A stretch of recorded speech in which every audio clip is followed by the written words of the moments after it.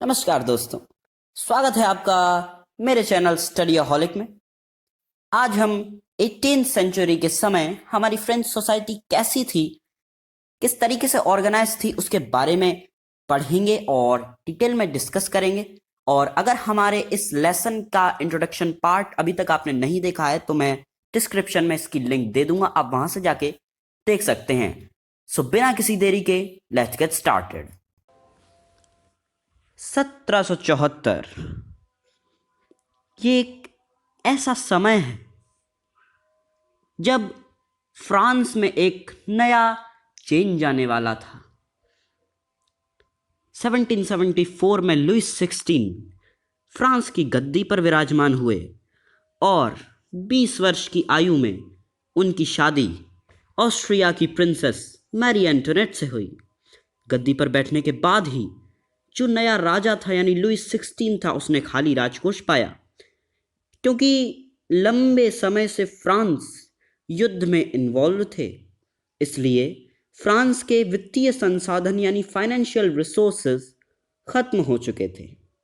इसके साथ ही वर्साई के इमेंस पैलेस को मेंटेन करने की कॉस्ट भी बहुत ज़्यादा थी। लुइस 16 के अंतर्गत फ्रांस ने 13 अमेरिकन कॉलोनीज को कॉमन एनिमी ब्रिटेन से इंडिपेंडेंस दिलवाने में काफ़ी हेल्प की।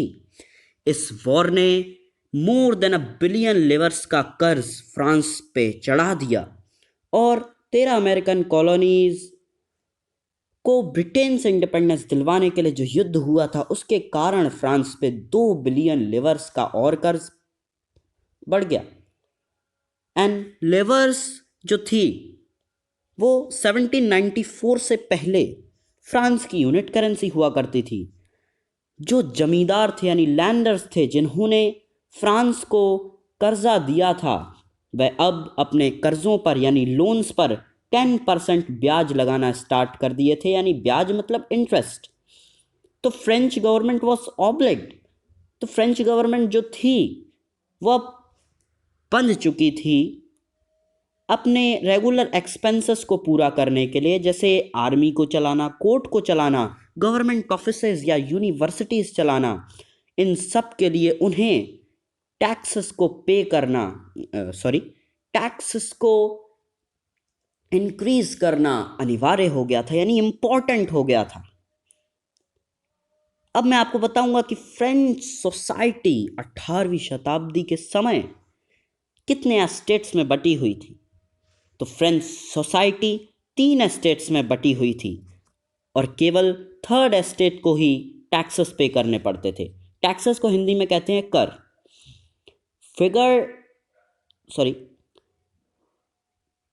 अब फर्स्ट एस्टेट्स में आते थे हमारे क्लर्जी, सेकंड एस्टेट में आते थे हमारे नोबिलिटी एंड थर्ड एस्टेट में आते थे हमारे big businessman's, merchants, court officials, peasants, artisans, small peasants, landless labours.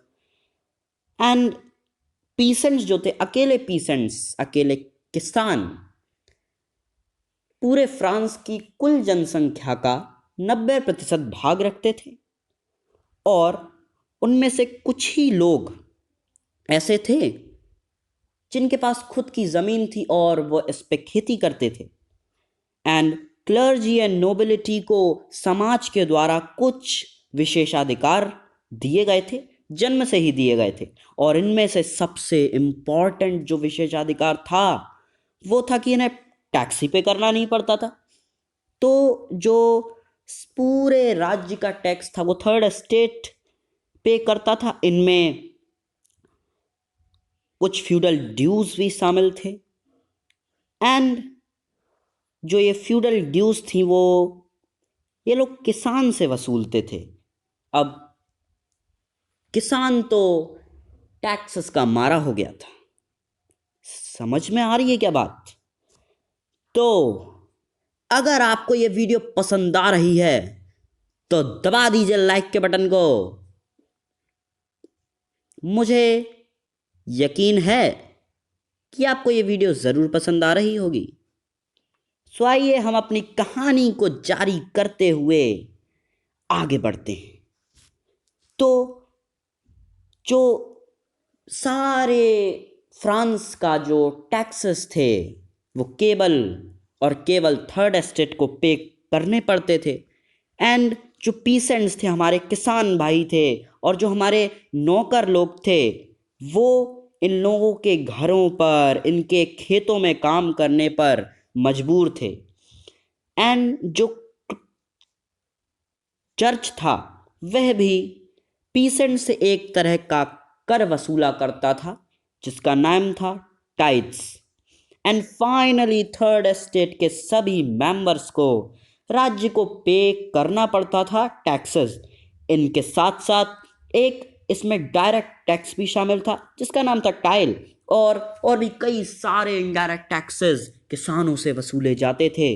और उनमें जो हमारे रोज़मर्रा के जीवन में हम जिन चीज़ों को यूज़ करते हैं, जो फ्रेंच सोसाइटी इन सबको यूज़ करती थी, यानी सॉल्ट एंड टबैको, उस पर भी ये लोग कर लगाने से नहीं चूके।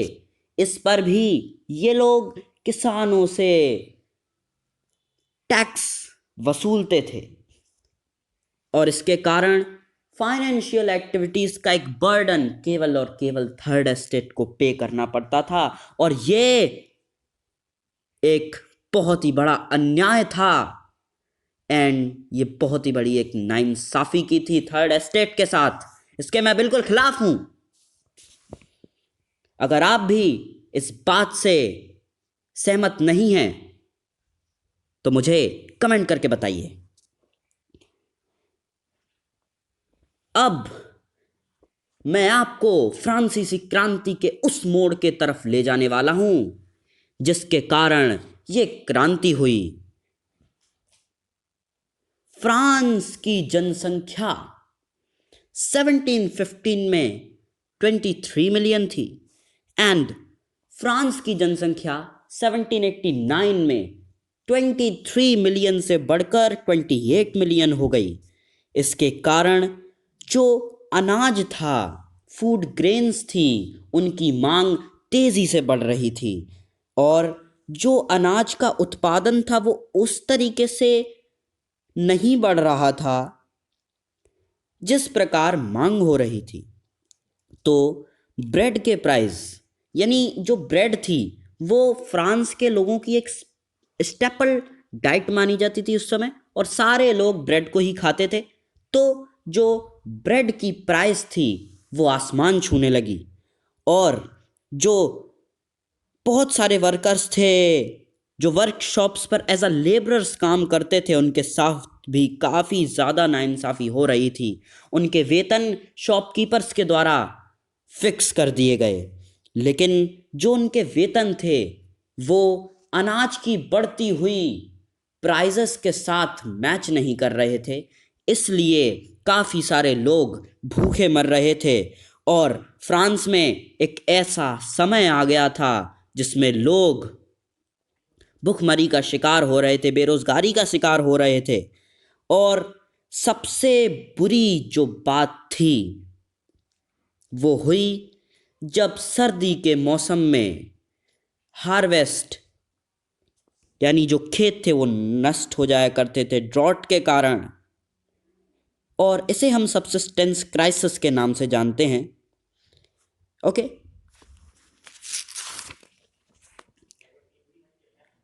अब मैं आपको एक और मोड़ की तरफ ले जाने वाला हूं जिसमें मिडिल क्लास का प्रादुर्भाव हुआ, यानी जो मिडिल क्लास थी वो जन्मी। तो पीसेंट्स एंड वर्कर्स खाने की कमी और ब्रेड की बढ़ती हुई प्राइसेस के खिलाफ विद्रोह कर रहे थे, लेकिन वह विद्रोह इतने ज़्यादा ठीक से नहीं हो रहे थे क्योंकि बेचारे किसान थे। अब किसान जो हैं उनके पास कैसे फुल स्केल मीजर्स हो सकते हैं?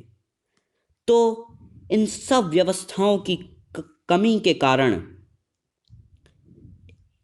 एक ऐसी क्रांति नहीं हो पा रही थी जो समाज में एक बहुत ही बड़ा चेंज ला सकें, और ये काम उन समूहों के लिए छोड़ दिया गया था जो थर्ड एस्टेट में होकर भी समृद्ध और शिक्षित हो चुके थे। 18th सेंचुरी ने देखा काफ़ी सारे सामाजिक समूह यानी सोशल ग्रुप्स पढ़ रहे थे और इन सोशल ग्रुप्स को मिडिल क्लास का नाम दिया गया। मिडिल क्लास के मेंबर्स वो थे जो अपनी कमाई ट्रेड से किया करते थे, वूलन एंड सिल्क टेक्सटाइल इनके मैन्युफैक्चरिंग से किया करते थे और इन्हें एक्सपोर्ट करते थे और सोसाइटी के रिचर मेंबर्स इन्हें खरीदते थे। ओके, इसके साथ साथ मर्चेंट्स, मैन्युफैक्चरर्स, थर्ड एस्टेट में प्रोफेशंस जैसे लॉयर्स एंड एडमिनिस्ट्रेटिव ऑफिशियल्स, ये सारे जो प्रोफेशंस थे वो बढ़ गए थे। ये सभी लोग जो मिडिल क्लास में आते थे वे सभी शिक्षित थे और मानते थे कि समाज में ऐसा कोई भी ग्रुप नहीं होना चाहिए जिसे जन्म से ही कुछ विशेषाधिकार प्राप्त हों। ये जो आइडियाज़ थे जो फ्रांस के लोगों के मन में उत्पन्न हो रहे थे, जन्म रहे थे, वह एक ऐसे समाज की परिकल्पना कर रहे थे जो फ्रीडम पर बेस्ड हो और इक्वल लॉस पर बेस्ड हो और जिस समाज में सभी के लिए अपॉर्चुनिटीज़ हों। और ये कुछ डेमोक्रेटिक प्रिंसिपल्स थे जो दो दार्शनिक यानी फिलोसोफर्स जॉन लॉक और जॉन जैक रूसो के द्वारा अपनी अपनी बुक्स में लिखे गए। लॉक ने अपनी 2 ट्रीटिसेस ऑफ गवर्नमेंट में लिखा कि समाज के किसी भी ग्रुप को एब्सोल्यूट राइट नहीं मिलना चाहिए और जो जितने भी दैवीय सिद्धांत लोग मानते थे उन्हें लॉक ने नकार दिया। रूसो ने एक ऐसा आइडिया अपनी सोशल कॉन्ट्रैक्ट बुक में लिखा जिसमें उन्होंने बताया कि एक ऐसा समाज होना चाहिए जिसमें लोग और उनके प्रतिनिधि यानी राजाओं के बीच एक सोशल कॉन्ट्रैक्ट बना रहे। और एक और पहुंचे हुए फिलोसोफर थे जिसका नाम था मॉन्टेस्क्यू। उन्होंने अपनी in the spirit of the laws book में पावर के डिवीजन के बारे में बात किया, यानी उन्होंने बोला कि एक ऐसी सरकार होनी चाहिए जो 3 हिस्सों में डिवाइडेड होनी चाहिए। एक थी लेजिस्लेटिव, एक थी एग्जीक्यूटिव एंड एक थी जुडिशरी। तो ये जो गवर्नमेंट का मॉडल था ये यूएसए के द्वारा अपनी सरकार में लाया गया जब यूएसए की 13 अमेरिकन कॉलोनीज ब्रिटेन से स्वतंत्र हुई थी, इंडिपेंडेंट हुई थी। और जो अमेरिकन कॉन्स्टिट्यूशन था और उनके इंडिविजुअल राइट्स की गारंटी थी वो एक महत्वपूर्ण एग्जाम्पल बनी फ्रांस में पॉलिटिकल थिंकर्स के लिए। और इन फिलोसोफर्स के जो आइडियाज़ थे वो राज्य के सैलॉन्स और कॉफ़ी हाउसेस में बड़ी ही चर्चा में रहे और लोगों में किताबों और अखबारों के थ्रू फैलने लगे। और ग्रुप्स में ये जो न्यूज़ थी, ये जो आइडियाज़ थे, ये बड़ी लाउडली पढ़े जाते थे और ये उन लोगों के लिए फ़ायदा होता था जो ना तो पढ़ सकते थे ना तो लिख सकते थे।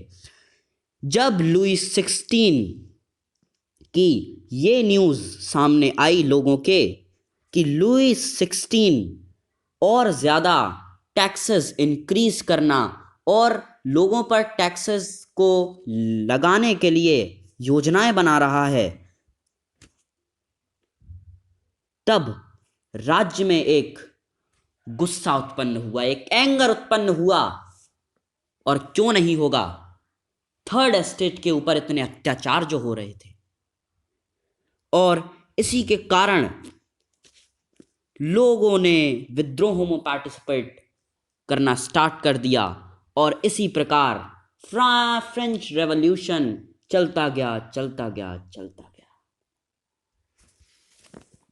आज का वीडियो समाप्त होता है। अगर वीडियो पसंद आई हो तो इसे लाइक करें, शेयर करें एंड अपने दोस्तों के साथ शेयर करें एंड ज़रूर मेरे चैनल को सब्सक्राइब करें।